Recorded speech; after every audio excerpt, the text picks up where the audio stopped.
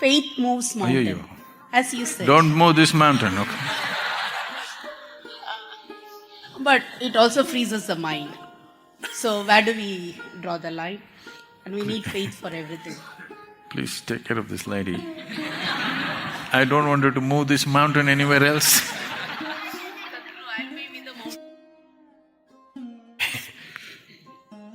People who visit the ashram, sometimes I meet them somewhere and they come and say, "What a beautiful place you created." I keep telling them, I didn't make the mountains. Because that is the most beautiful aspect of the ashram is the mountains. So don't move it, please.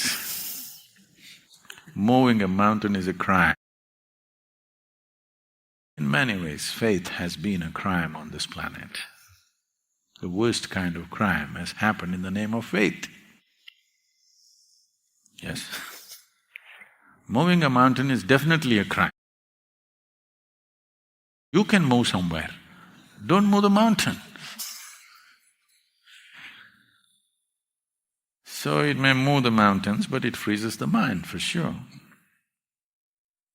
When we say faith, we have completely misunderstood what faith is. It's become a belief system.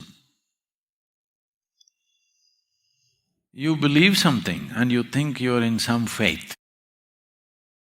The way the word faith is being used today is a certain set of beliefs is a certain faith, another set of beliefs is another faith. In that context, this quote. If you just believe something hard and fast, because either you're born into that culture or somebody has really worked upon you or some other compulsion has made you take to it. The moment you believe this is it, then there's no need for your mind. Mind is a tool for exploration, not for drawing conclusions. Unfortunately, most people are using their mind to draw conclusions. This mind is not about drawing conclusions, this is a tool for exploration, that you can continue to look at life in deeper and deeper ways, in more profound ways of experience and knowing. That's the significance of the mind. If you had to just draw conclusions, you don't need such a complex structure of mind. You don't need it. Now, the disease of doubt and suspicion, you try to fix it with faith. No.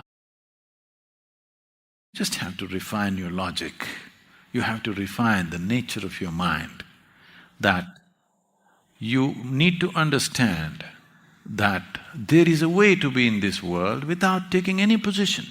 That's why the postures, yoga postures, you understand? To twist yourself this way, that way, because to understand that I don't want to take any particular position in my life. I'm not stuck this way or that way. I want to know life from every possible direction. Every possibility that this life is, I wish to know when I'm alive. So if that has to happen, you need a flexible mind, a mind that has not taken positions, a mind does not believe or disbelieve something. See, do not think disbelief is an option.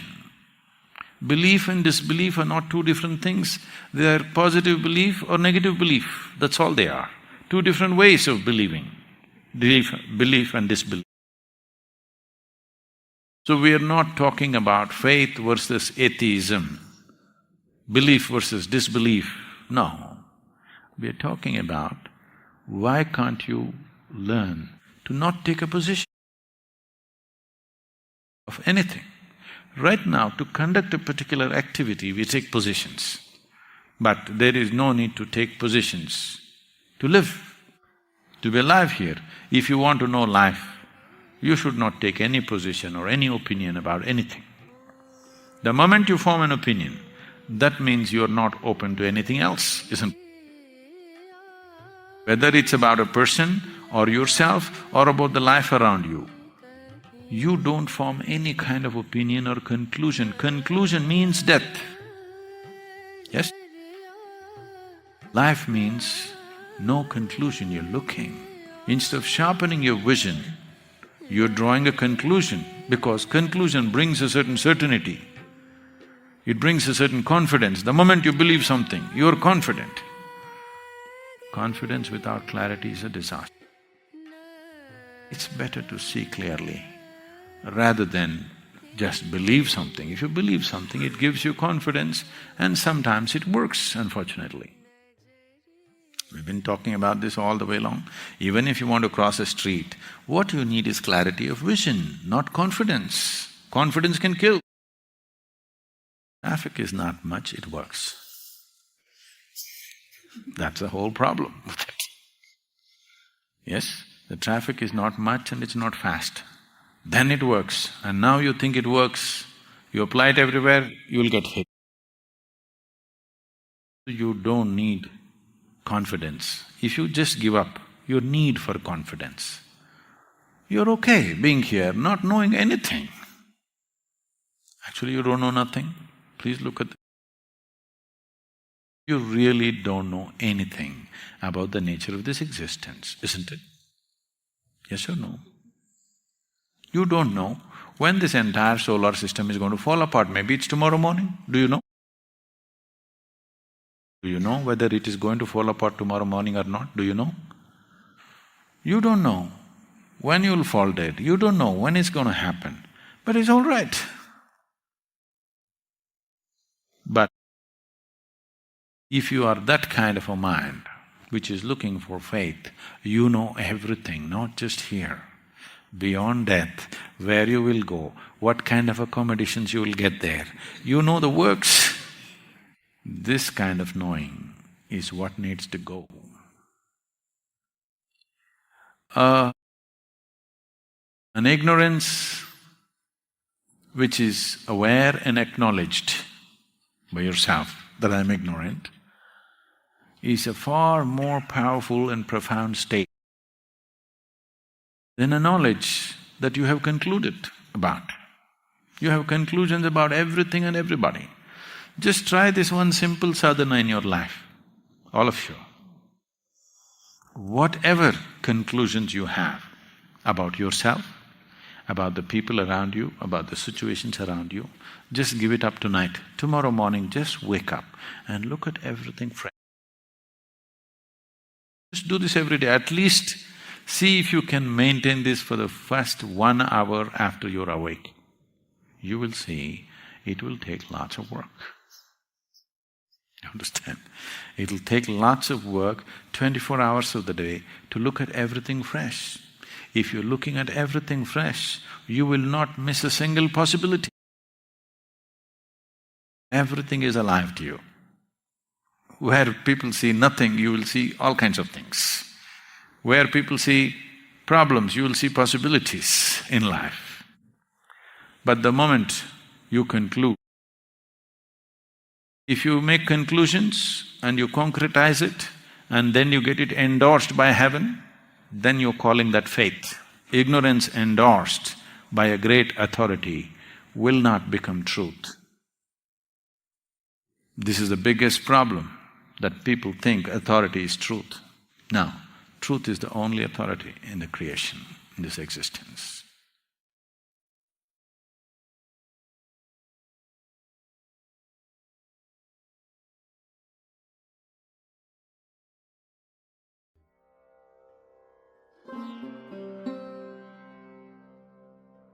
Today is holy. This means recognizing that essentially life is a very exuberant process. But because of human inexperience of how to deal with their cerebral capabilities, the most fundamental two faculties of memory and imagination, people remember everything that they should not, and they forget everything that they should. And they imagine all kinds of things that they should not, and they cannot imagine something that will make their life beautiful. So Holi, if those of you who are not aware of this, on this day all over India, people throw colors at each other. They drench themselves in color. This is the day people are head to toe in all kinds of color to symbolize that the essence of life is exuberance. And the reason why it's become so serious is because we remember things that we should not, and we imagine things that we should not. So, holy also means burning up all unnecessary things in our life. On this day, people bring out all old clothes and neighborhood children's toys. That's enterprise.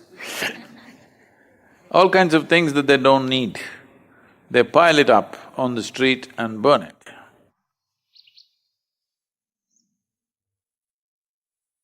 This is not about burning old clothes. This is about burning the memories of the past 1 year, so that today you can be like a fresh life, exuberant, on. So this is that day. And all of you looking at me very seriously.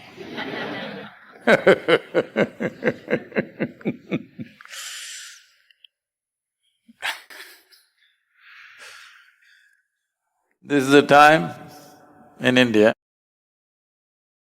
this is the late spring, when the second slew of blossom should happen. But unfortunately this year has been such a bad drought, the mountains are looking brown for the first time in the last 6 to 7 years. They were looking brown 25 years ago, and we planted up this hill. But in the last 6, 7, 8 years, it's never looked brown, it's always been green. This year, it's turned brown because there has been no rain for almost 5 months now. But especially if the plants are not able to flower, the human being should assist. Hello? Plants are not able to flower due to lack of nourishment. You don't look undernourished. You must make it up.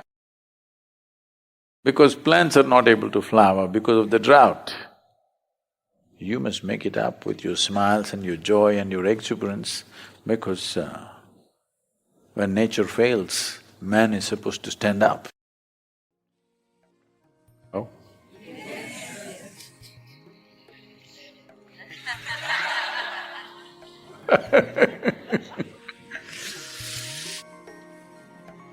The problem with a whole lot of people is they're constantly giving themselves a lecture.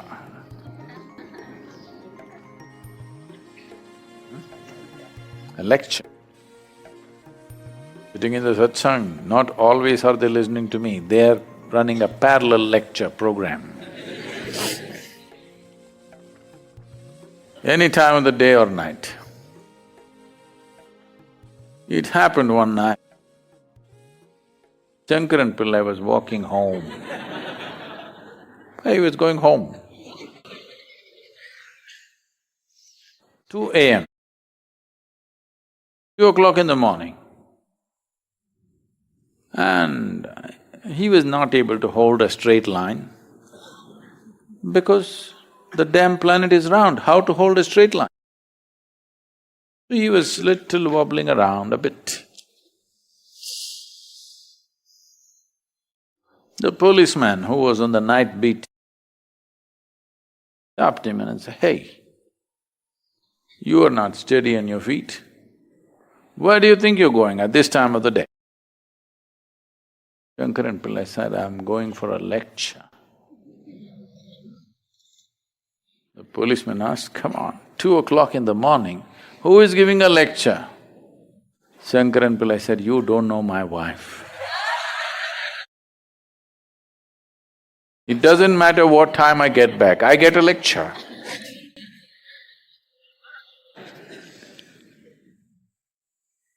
And many of you don't have a wife or a husband, but you are on a lecture tour all the time. Self-help, this is called. Just to stop this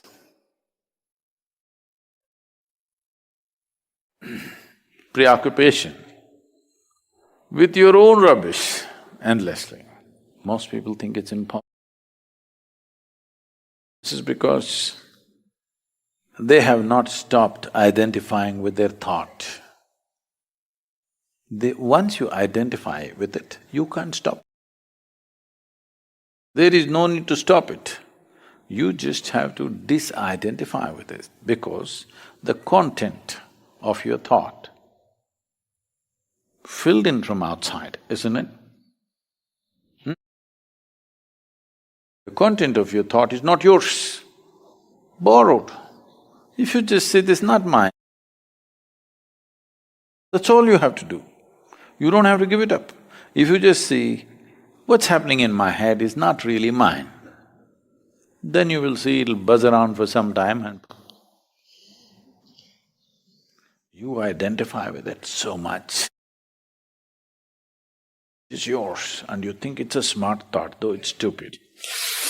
Everybody thinks it's stupid, but you think it's smart. Doesn't matter, it messes up your life, but still you think it's smart. It doesn't let you sit down in one place, if not in ecstasy, at least peacefully, but you still think it's smart.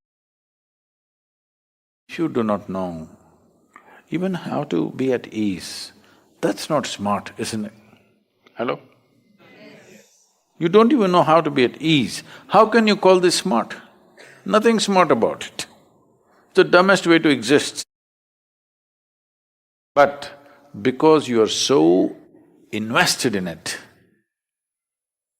you can't drop it. Today is holy. Time to burn up the old. And especially because spring is not manifest due to lack of rains, you must. I'm going to watch you for next 3 days in the ashram premises. I want to see how you are. Different levels of aliveness, isn't it? Yes, different levels of aliveness.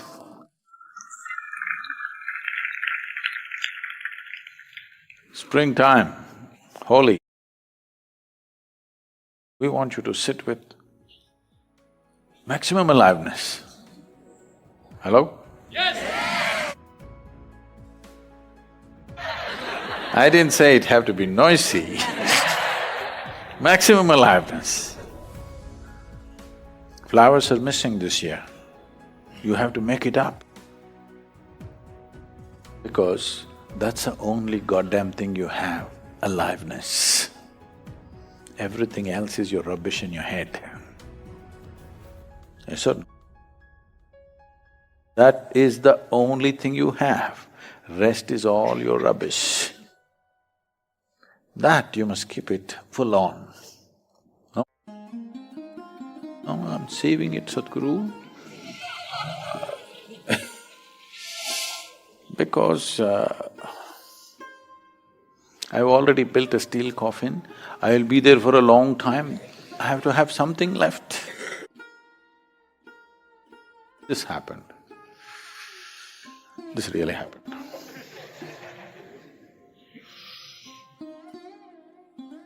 Again at 2 a.m. in the morning, public prosecutor called the judge. The butler in the house said, I can't wake him up, it's 2 o'clock in the morning. He said, no, this is very urgent, you have to. Then he connected. This telephone rang in the bedroom and the judge picked up and asked, who was there? The Justice Grover just passed away. and I would like to take his place.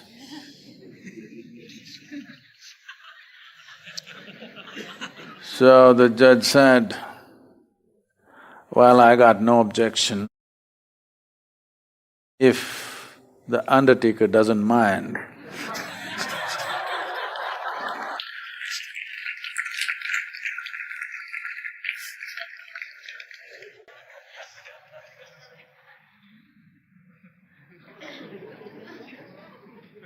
you want to act like you're already half in? Hello? No flowers in the garden. You should make it up. I'm going to watch you for next 3 days, how spring blossoms, okay?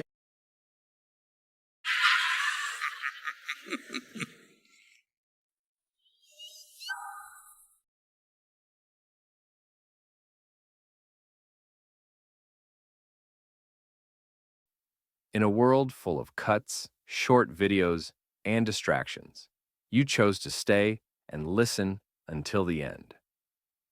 That already says a lot about your willingness to look deeper. Drop your city in the comments, and if you'd like, subscribe and share this video with someone who's also not afraid to think. Thank you, a big hug to you, and see you in the next video.